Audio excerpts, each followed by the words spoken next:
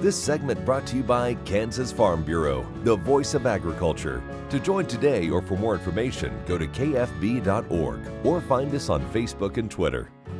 Driving along Highway 83 north of Scott City, the prairies break into occasional bluffs, the grass is short, and yucca dots the landscape. Even with these hints, however, you can't help but gasp when you turn off the road to the west and drive down into historic Scott Lake State Park. Yes, down. The road wides down the hillside. The scenery and abundant wildlife, the sunrises and sunsets over the lake, the incredible history within its confines, all beckon the visitor to stay a while. This corner of Kansas has many stories to tell, and today I will share just one, the battle at Punished Woman's Fork in 1878.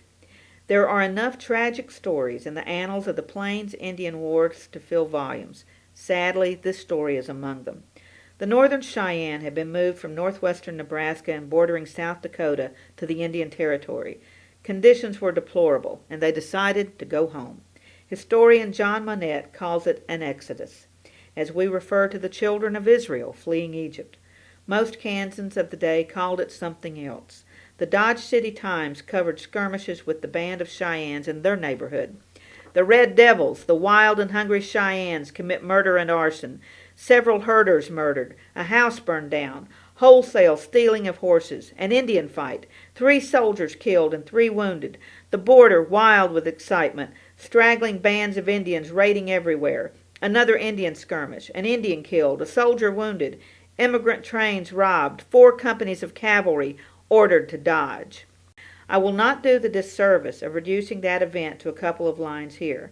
Let it be said, Lewis was mortally wounded and died en route to Fort Wallace, and the Indians' horse herd was destroyed, a devastating blow. The most significant effect, however, lay in the attitudes on both sides, leading to pressure from the public for real protection and a more violent and personal response from Dull Knife and his followers, resulting in the brutal raid near Oberlin. This is a story you must experience. Visit Punished Woman's Fork, adjoining historic Scott Lake State Park.